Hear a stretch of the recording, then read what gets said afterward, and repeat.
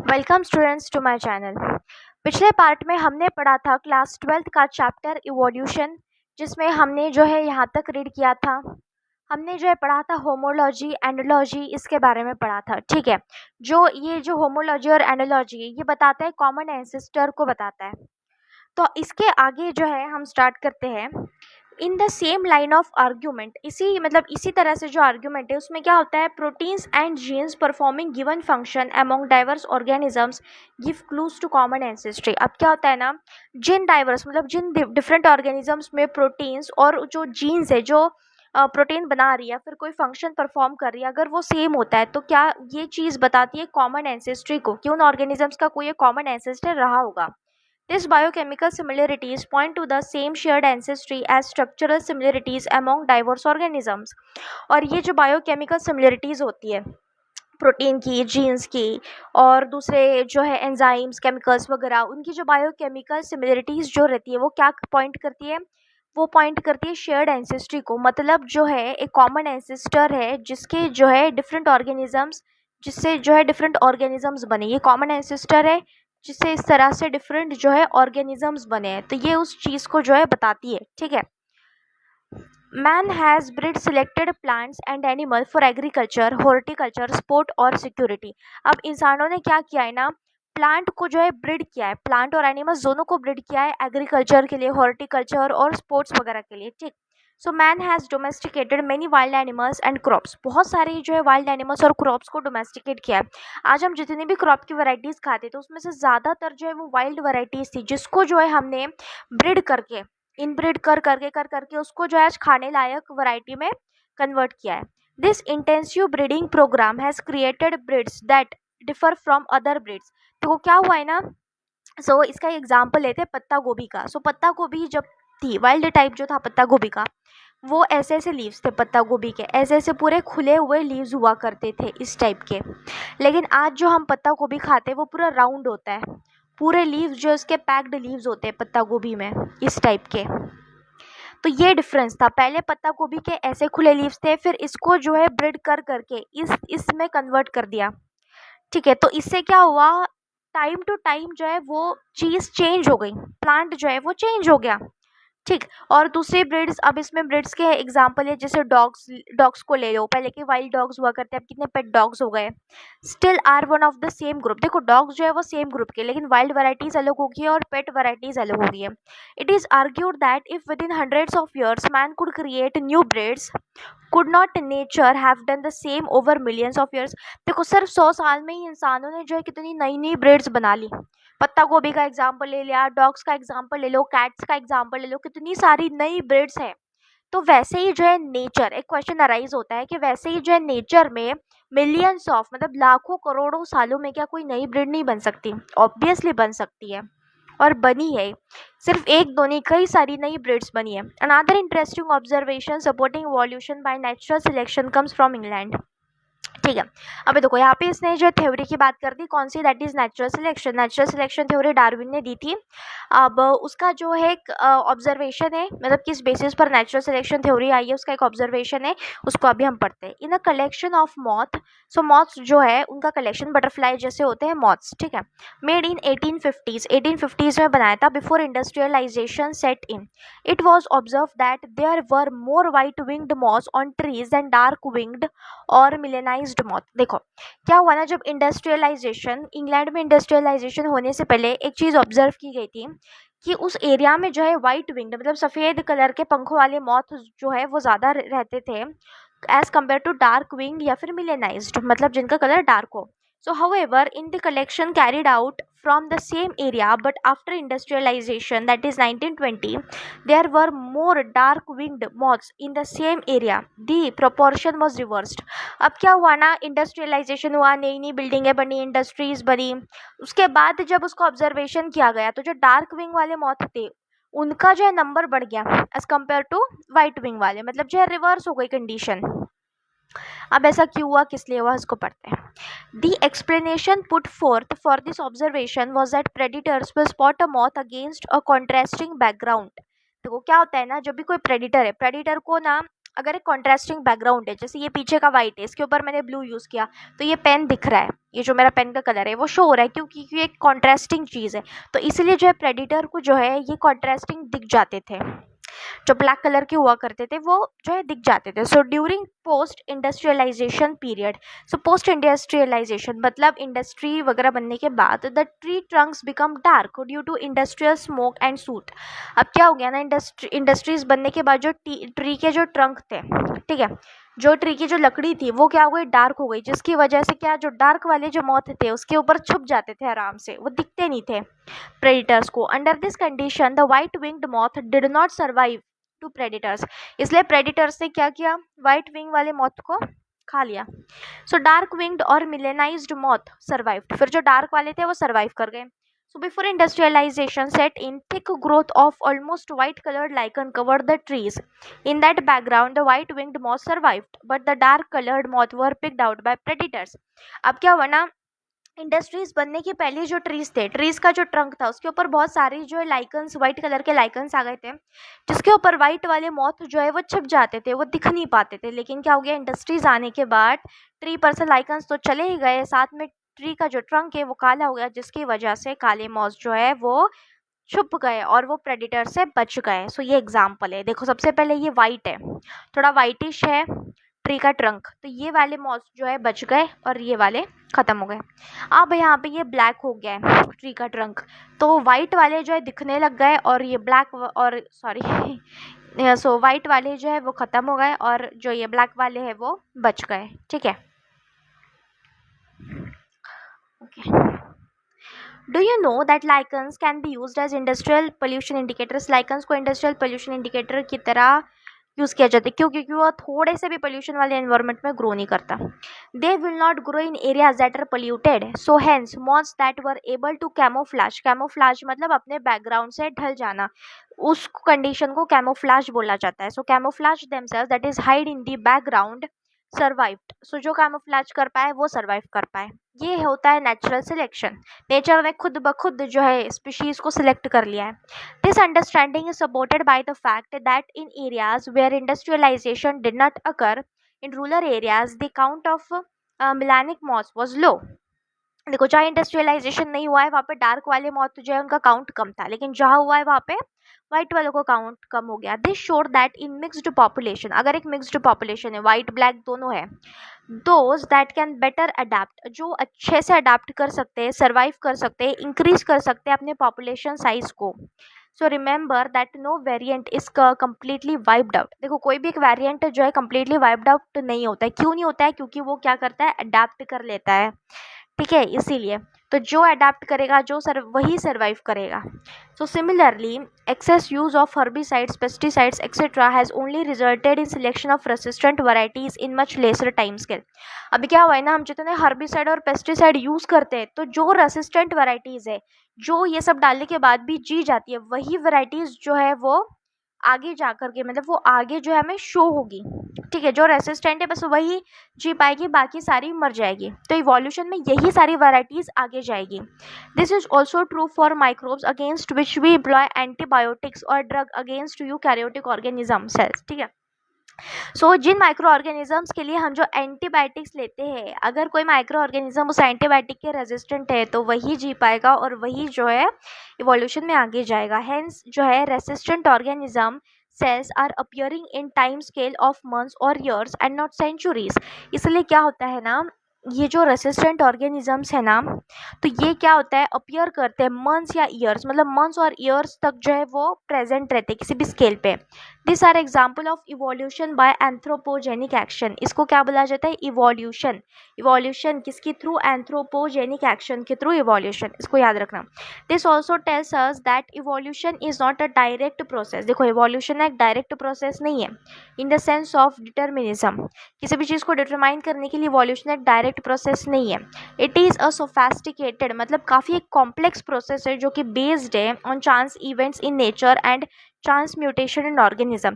कि नेचर जो है, नेचर में कौन से इवेंट्स हो रहे हैं, किस तरह के, और क्या म्यूटेशन आ रहा है ऑर्गेनिज्म में, ये दो चीज़ें जो है बताती है किसको, इवोल्यूशन को बताती है, ठीक है।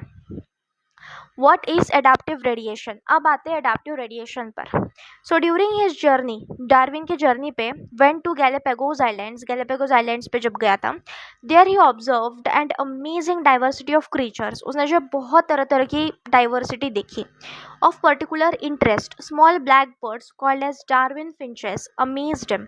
अब क्या हुआ ना, देखो वहाँ पे बहुत सारी वैरायटीज थी, बट उसमें क्या है ना, एक छोटा सा ब्लैक कलर का बर्ड था, एक चिड़िया टाइप का बर्ड था, जिसको बोला गया डार्विन फिंचेस, जिसने उसको अमेज कर दिया। अब वो देखते कैसे, he realised that there were many, so उसने रियलाइज किया कि वहाँ बहुत सारी क्या थी, वैरायटी थी फिंचेस की, varieties of finches in same island. एक ही आइलैंड पे डिफरेंट डिफरेंट वैरायटीज थी फिंचेस की। All the varieties he conjectured evolved on the island itself, और जितनी भी वैरायटीज जो है उसके सामने आई, वो सारी वैरायटीज जो है उसी आइलैंड पर इवॉल्व हुई थी, कहीं और से नहीं आई थी।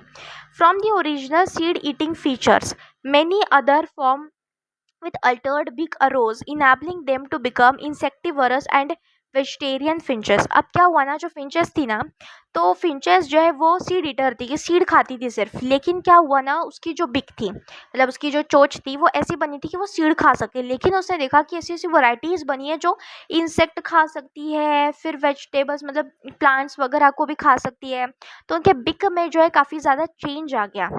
So this process of evolution of different species in given geographical area, so starting from point and literally radiating to other areas of geography habitats is called adaptive radiation. Adaptive radiation क्या है, evolution का एक process है, जिसमें क्या होता है ना, different geographical area फिर different habitat की वजह से चेंजेस आ जाना किसी भी स्ट्रक्चर में, उस चीज़ को बोला जाता है अडेप्टिव रेडिएशन। मतलब जो स्पीशीज खुद को जो है डिफरेंट जियोग्राफिकल एरिया में अडेप्ट करती है। So Darwin finches represent one of the best examples of this phenomenon. So another example is Australian marsupials. देखो ऑस्ट्रेलियन मार्सुपियल्स इसका सबसे बड़ा एग्जांपल है। A number of marsupials each different from the other evolved from an ancestral stock but all within the Australian island continent. ठीक है। So when more than one adaptive radiation appear to have occurred in an isolated geographical area representing, ठीक है, इसको हम बाद में read करते हैं। तो देखो डार्विन के फिंचेस को देख लेते हैं। देखो इस तरह की जो है, ये जो थी मेन, मतलब ये जो है मेन टाइप का था डार्विन का फिंच, जिसका जो है ये इस तरह का बिक था, और ये बना था किसको, सीड्स को खाने के लिए, इसलिए इसका बिग जो है काफ़ी बड़ा और नुकीला है। ठीक है। फिर उसके बाद ये और एक वैरायटी है, फिर ये वैरायटी है, फिर ये वैरायटी है। अब देख सकते हो इसका जो बिग है, इसमें कितना ज़्यादा डिफरेंस आ गया। उसका जियोग्राफिकल एरिया और हैबिटेट की वजह से उसके बिक में जो है काफ़ी ज़्यादा डिफरेंस आ गया। इसी का एक और एग्जाम्पल है, वो है ऑस्ट्रेलिया के मार्सुपियल्स। मार्सुपियल्स जो एक पूरी अलग तरह के मैमलियन प्रजाति है। मार्सुपियल्स का मतलब होता है, मार्सुपियल्स ऐसे मैमल्स होते हैं जो अपनी बेबी को जो एक पाउच में कैरी करते हैं, जैसे कैंगरू के पास जो एक पाउच रहता है जिसमें उसके बेबी को कैरी करते हैं, उसमें उसका बेबी जो डेवलप होता है, तो ये होता है मार्सुपियल्स। ठीक है। तो देखो मार्सुपियल्स जो है इनका एंसेस्टर एक ही था, लेकिन ये जितने भी वैरायटीज है ये सब दिख रहा है, जैसे ये कैंगरू है, मार्सुपियल रैट है, बैंडेड एंट ईटर है, tiger cat, Tasmanian wolf, sugar glider, marsupial mould, koala, bandicoot. तो ये देख सकते हो तुम कितने अलग है, कितने डिफरेंट है ये सारी वैरायटीज। इनका एक ही एंसेस्टर था जो इतनी सारी अलग अलग जो है वैरायटीज में आ गया। क्यों? क्योंकि ये जो है इनका हैबिटेट डिफरेंट है, ये अलग अलग जगहों पर रहते हैं, इसीलिए इनमें इतने सारे चेंजेस देखने को मिले हैं। तो इसको बोला जाता है अडेप्टिव रेडिएशन बोला जाता है। ठीक है।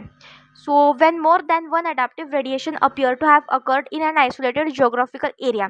देखो कब क्या होता है ना, एक से ज़्यादा अगर अडेप्टिव रेडिएशन हो किसी भी आइसोलेटेड एरिया में, ठीक है, सो या फिर डिफरेंट हैबिटेट्स में, one can call this convergent evolution. इसको क्या बोला जाता है? Convergent evolution. ठीक है, इवोल्यूशन जो है वो कन्वर्ज हो रहा है। ठीक। So placental mammals in Australia also exhibit adaptive radiation.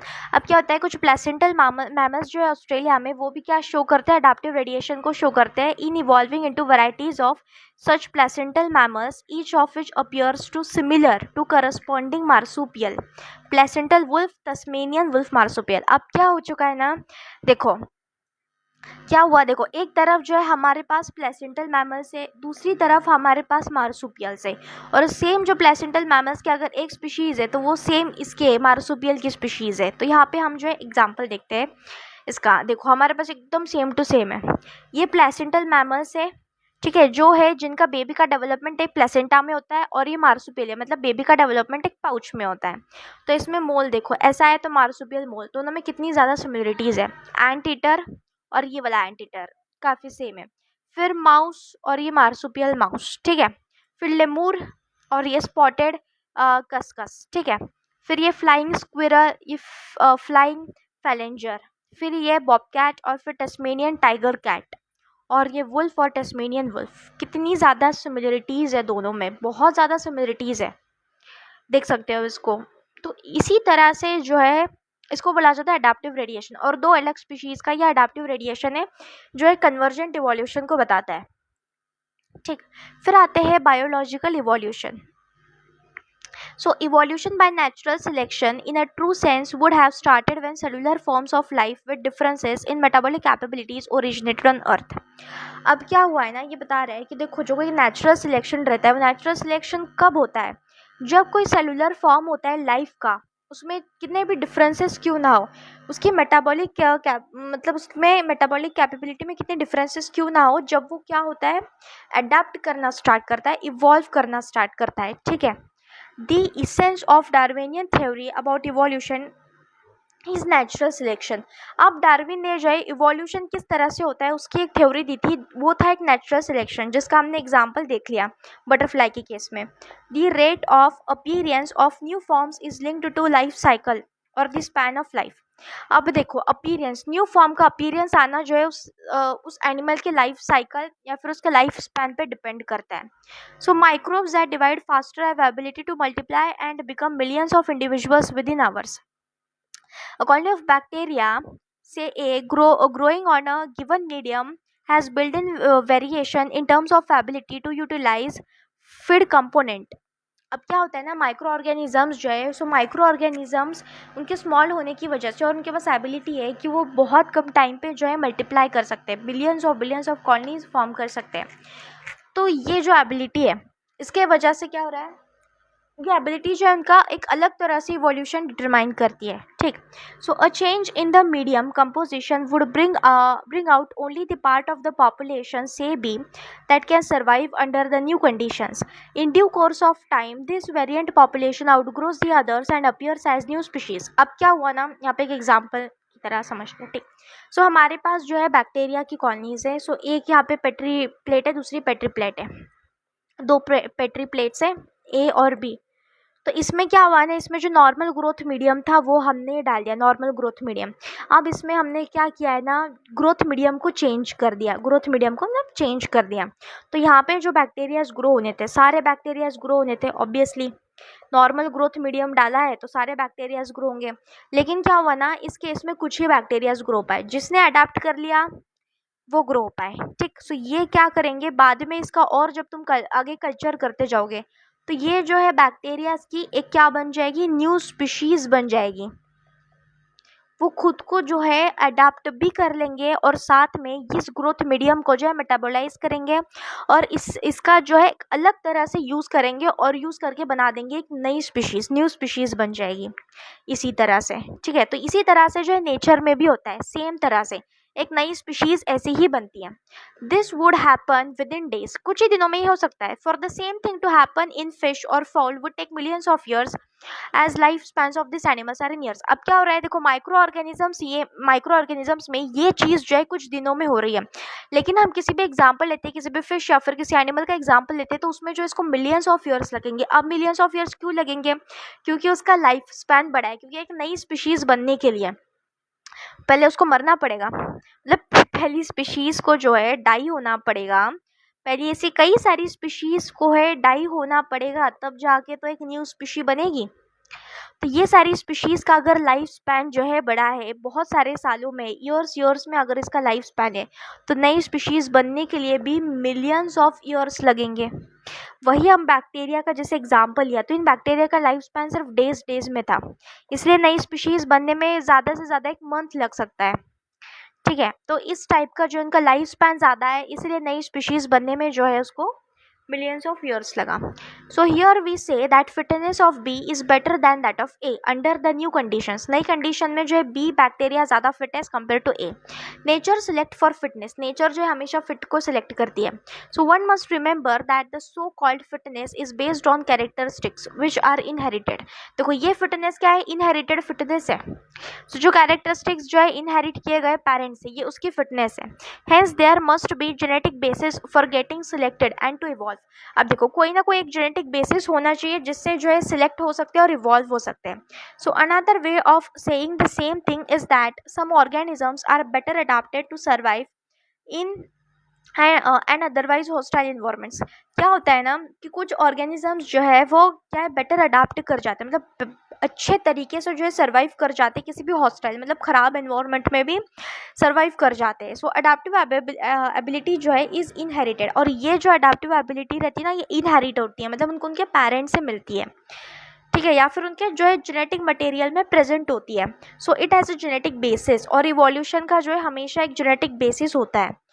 ठीक है, fitness is the end result of the ability to adapt and get selected by nature. सो फिटनेस क्या एक रिजल्ट है, सो अडाप्ट करने की एबिलिटी है फिटनेस, और नेचर जो है फिट को ही सिलेक्ट करता है.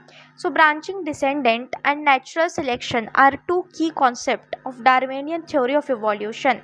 सो दो की कॉन्सेप्ट है, एक है ब्रांचिंग डिसेंडेंट्स मतलब हमारे मतलब पूर्वज को जानना, इस तरह से एंसेस्टर, फिर उसके होने वाली स्पीशीज़, फिर और आगे नई स्पीशीज़, इस तरह का जो है इसको जो बोला जाता है ब्रांचिंग डिसेंडेंट और नेचुरल सिलेक्शन थ्योरी जो हमने पढ़ी. So even before Darwin a French naturalist Lamarck, so Darwin से पहले एक फ्रेंच नेचुरलिस्ट थे लेमार्क जो है, had said that evolution of life forms had occurred but driven by use and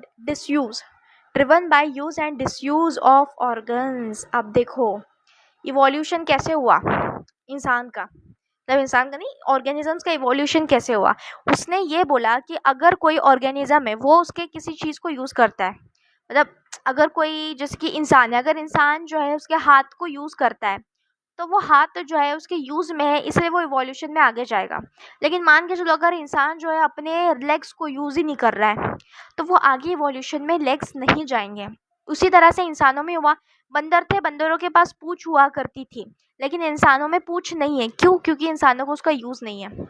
so he gave the example of giraffe का example who is an attempt to forage leaves on tall trees had to adapt by elongation of their necks. अब क्या हुआ था ना, giraffe को जो है tall trees, उस टाइम पे जब जिराफ का जो एंसेस्टर था तो उस एंसेस्टर के टाइम पे क्या हुआ ना, सारी शॉर्ट ट्रीज जो है वो ख़त्म हो गई, तो सिर्फ टॉल ट्रीज बची थी. तो जिराफ को अडाप्ट करना था, उसको टॉल ट्रीज खाना था जिंदा रहने के लिए, इसलिए क्या हो गया उसकी गर्दन लंबी हो गई. ये एक अडाप्टेशन फीचर है. उसको गर्दन में उसने गर्दन को यूज़ करा जिसकी वजह से उसकी गर्दन में जो चेंज होकर के वो लंबी हो गई. ठीक, as they passed on this acquired character of elongated neck to succeeding generation, और यही कैरेक्टर को क्या किया उसने आगे वाली जनरेशन को पास कर दिया. Giraffe slowly over the years came to acquire long necks, और यही एडेप्टेशन को आगे जनरेशन में पास करते करते जो उसकी नेक जो है इतनी लंबी हो गई. Nobody believes this conjecture anymore, इसको कोई बिलीव नहीं करता, बट ये कहीं ना कहीं सही चीज़ है. इज इवोल्यूशन अ प्रोसेस और रिजल्ट ऑफ अ प्रोसेस. अब क्वेश्चन आता है क्या इवोल्यूशन एक प्रोसेस है या फिर किसी प्रोसेस का रिजल्ट है. देखो देखा जाए तो ये दोनों का आंसर है. इवोल्यूशन एक प्रोसेस भी है और किसी प्रोसेस का रिजल्ट भी है. So the world we see inanimate and animate मतलब living non living is only the success stories of evolution. आज हम वर्ल्ड को देख रहे हैं ना वो सिर्फ इवोल्यूशन की वजह से. So when we describe the story of this world we describe evolution as a process. देखो हम जब भी वर्ल्ड की स्टोरी बताते हैं कि देखो पहले ऐसा था, फिर ऐसा हुआ, फिर वैसा हुआ, फिर वैसा हुआ, तो ये क्या है, ये इवोल्यूशन है. और ये एक प्रोसेस है जिसमें हम बता रहे पहले ऐसा था, फिर ऐसा हुआ, फिर वैसा हुआ, तो ये एक प्रोसेस है. On the other hand, when we describe the story of life on earth, we treat evolution as a consequence of process called natural selection. अब जैसे ही हम जो है लाइफ की स्टोरी बताते हैं अर्थ के ऊपर कि भाई देखो पहले ऐसा था फिर ऐसा हुआ, अब ऐसा क्यों हुआ, वो नेचुरल सिलेक्शन की वजह से हुआ. तो वो ऐसा क्यों हुआ, वो प्रोसेस थी, किस प्रोसेस की थ्रू हुआ, वो नेचुरल सिलेक्शन प्रोसेस की थ्रू हुआ. और क्या हुआ, इवोल्यूशन हुआ. तो इवोल्यूशन यहाँ पे जो है कॉन्सिक्वेंस की तरह लिया गया है. We are still not very clear whether to regard evolution and natural selection as processes or end result of unknown process. देखो अब नेचुरल सिलेक्शन को सॉरी इवोल्यूशन को प्रोसेस बोले या रिजल्ट बोले ये हमें पता नहीं. It is possible that ये पॉसिबल है that the work of Thomas Malthus on populations influenced Darwin. एक और साइंटिस्ट थे थॉमस मेल्थस जिनके वर्क ने जो है पॉपुलेशन के ऊपर डार्विन को जो है क्या बोलते हैं इसका इन्फ्लुएंस किया. So natural selection is based on certain observations which are factual. देखो नेचुरल सिलेक्शन जो है ऑब्जर्वेशन के बेसिस पर दिया गया है और वो फैक्चुअल है, मतलब वो फैक्ट्स है, वो कहीं झूठी थ्योरी नहीं है. So for example, natural resources are limited. Populations are stable in size except for seasonal fluctuations. Members of the population vary in characteristics. In fact, no two individuals are alike, even though they look superficially similar. Most of variations are inherited, etc. अब क्या हुआ ना, अब हम बात करते हैं कि देखो नेचर में क्या होता है ना, रिसोर्सेज जो रहते हैं वो लिमिटेड रहते हैं, इसलिए पॉपुलेशन का साइज जो है वो स्टेबल है. मतलब पॉपुलेशन बहुत ग्रोथ नहीं दिखा रहा है, अनलिमिटेड ग्रो नहीं कर रहा है, उसमें जो है स्टेबल साइज है. बस सीजनल फ्लक्चुएशंस आते हैं, कभी कम कभी ज़्यादा होता है, बट वो स्टेबल रहता है. सो मेंबर्स जो है पॉपुलेशन के उनके पास जो है डिफरेंट डिफरेंट कैरेक्टरिस्टिक्स है, भले वो सेम दिखे बट उनके कैरेक्टरिस्टिक्स जो है वो डिफरेंट है, इनमें वेरिएशंस डिफरेंट है जो इनहेरिट हुए उनके पेरेंट्स से. The fact that the theoretical population size will grow exponentially if everyone reproduced maximally. This fact can be seen in growing bacterial populations, and the fact that population size in reality are limited means that there had been competition for resources. अब देखो, अब हम लोग ना क्या बात कर रहे हैं, अभी हम लोग बोल रहे हैं अगर पॉपुलेशन में सभी फिट रहे, मतलब सभी जो है अपना रिप्रोडक्टिव रेट जो है उसको उन्होंने फिट कर लिया, बढ़िया कर लिया, तो क्या होगा, पॉपुलेशन साइज जो है बहुत ज़्यादा बढ़ जाएगा, एक्सपोनेंशियली जो है पॉपुलेशन साइज बढ़ जाएगा. जैसे बैक्टीरिया के केस में होते हैं, हम बैक्टीरिया को लैब में ग्रो करते हैं तो उनका पॉपुलेशन साइज बहुत बढ़ जाता है. क्यों? क्योंकि हम उनको अनलिमिटेड फूड दे रहे हैं, ऑब्वियसली अनलिमिटेड रिसोर्सेज दे रहे हैं, इसलिए उनका पॉपुलेशन साइज इतना बढ़ गया. लेकिन नेचर में ऐसा नहीं होता है, नेचर में जो है रिसोर्सेज बहुत लिमिटेड है और उसके लिए कम्पीट करना पड़ता है ऑर्गेनिजम्स को उन रिसोर्सेज के लिए, ताकि उनका, और नेचर ये ऐसा क्यों करता है, ताकि पॉपुलेशन साइज जो है वो कंट्रोल में रहे. Only some survived and grew at cost of others that could not flourish. अब क्या होता है ना, एक दूसरे को मार के जिंदा रहता है, यही होता है पॉपुलेशन में, एक जो है दूसरे का खाना छीन करके जिंदा रहता है. So the novelty and brilliant insight of Darwin was this. He asserted that variations which are inheritable and which make resource utilization better for few adapted to habitat will enable only those to reproduce and leave more progeny. अब क्या हुआ ना, जो variations होते हैं, सो variations obviously genetic level पे होते हैं, वो हेरिटेबल है. सो जिनमें जो वेरिएशंस हेरिट हो गए, आ गए उनके अंदर वो फीचर्स, तो वो क्या करेंगे, अडाप्ट करेंगे, अपने एनवायरनमेंट से अडाप्ट करेंगे, और अडाप्ट करेंगे तो वो रिसोर्स का यूटिलाइजेशन अच्छे से कर पाएंगे, जिसकी वजह से उनकी जो है प्रोजेनी ज़्यादा होगी, उनका सर्वाइवल रेट ज़्यादा होगा. Hence, for a period of time over many generations, survivors will leave more progeny and there would be a change in population characteristics and hence new forms appear to arise. अब देखो इसने क्या बोला है, क्या हो गया ना, ओवर टाइम, मतलब टाइम टू टाइम जो है जनरेशन्स में क्या होगा, मतलब जो जनरेशन अडाप्ट कर जाएगी वो अपनी प्रोजेनीज को करेंगे, मतलब वो जो है रिप्रोड्यूस करेगी अच्छे से और उनकी प्रोजेनी जो है वो रहेगी.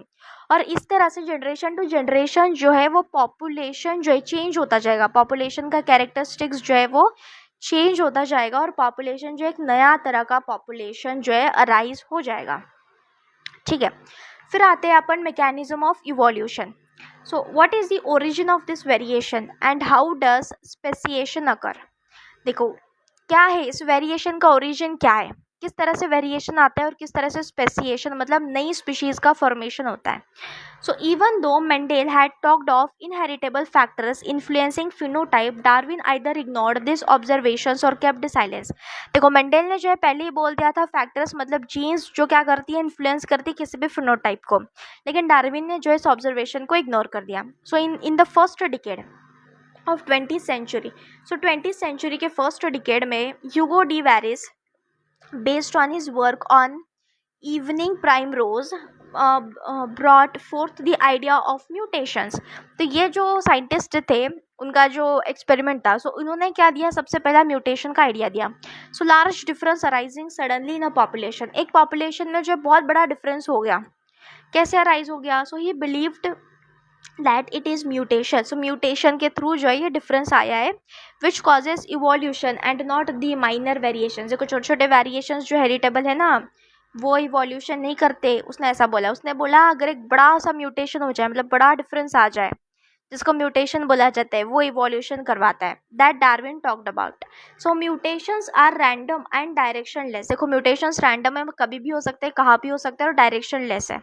सो वाइल डार्विनियन वेरिएशंस जो है आर स्मॉल, डार्विन के जो वेरिएशंस है ना वो स्मॉल है और डायरेक्शनल है। उनको पता है कि किस डायरेक्शन में होंगे। जो स्पीशीज जो है अडेप्ट करेगी वो मतलब उस स्पीशीज में वेरिएशंस आएंगे जो स्पीशीज जो है खुद को अडाप्ट कर पा रही है, आगे जाकर के उसमें वेरिएशंस आएंगे।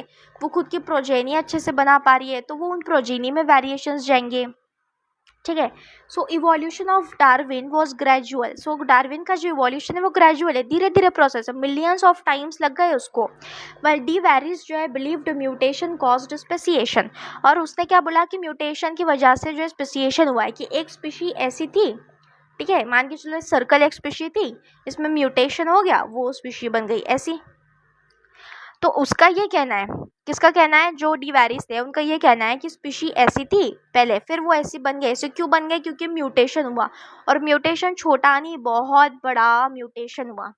लेकिन डार्विन भाई साहब बोलते हैं कि नहीं, ये जो स्पेसिएशन हुआ है, स्पीशीज का चेंज हुआ है, कैसे हुआ है, देखो पहले स्पीशी ऐसी थी, ठीक, फिर स्पीशी जो है थोड़ी ऐसी बन गई, फिर स्पीशी जो है वो ऐसी बन गई, फिर आगे लेते, फिर स्पीशीज जो है वो इस तरह की बन गई, और फिर जाकर के वो इस तरह की बन गए। सो डार्विन बोलते हैं कि इस तरह से जो है स्पेसिएशन हुआ है, ठीक, कि पहले मतलब ये ग्रेजुअल है, बहुत धीरे धीरे हुआ है, इसमें कई सारी जनरेशन्स आई है, जैसे पहले ऐसी थी, फिर ऐसी थी, फिर ऐसी थी, फिर ऐसी, फिर ऐसी हुई। और डी वेरिस बोल रहे हैं कि पहले स्पीशीज ऐसी थी और वो म्यूटेशन आ गया, डायरेक्ट ऐसे बन गई। दोनों का सही है, दोनों अपने जो है जगह पर सही है, ठीक। सो मैं कहती evolution for Darwin was gradual well de Vries believed mutation caused speciation and hence called saltation. और उसको जो है सॉल्टेशन बोला, मतलब क्या होता है, एक सिंगल स्टेप में बड़ा सा म्यूटेशन हो जाना जिससे पूरी स्पीशीज चेंज हो गई। Studies in population genetics later brought out some clarity. फिर पॉपुलेशन जेनेटिक्स के स्टडीज जब की तब क्लियरिटी आई, और क्लियरिटी ये आई कि दोनों की वजह से जो है वो स्पेसिएशन होता है, ठीक है। फिर आते हैं हम लोग हार्डे-वेनबर्ग प्रिंसिपल। हार्डे-वेनबर्ग प्रिंसिपल, और इससे आगे जो है हम लोग जो है नेक्स्ट पार्ट में इसको कवर करेंगे, ठीक है, वरना ये क्या है ज़्यादा लेंदी हो जाएगा, इसलिए मैं चाहती हूँ हम इसको नेक्स्ट पार्ट में कवर करें। तो आज के लिए बस इतना ही, बाकी जो है हम नेक्स्ट पार्ट में पढ़ेंगे। तो मेरे वीडियोस पसंद आए हो तो लाइक कीजिए, शेयर कीजिए, सब्सक्राइब कीजिए, ज़्यादा से ज़्यादा शेयर कीजिए, ताकि जो है ज़्यादा से ज़्यादा स्टूडेंट्स, चाहे वो बोर्ड्स के हो या नीट्स के स्टूडेंट हो, उनको जो है ये पढ़ाई जा सके और उनके लिए एक एडवांटेज बन सके, ठीक है।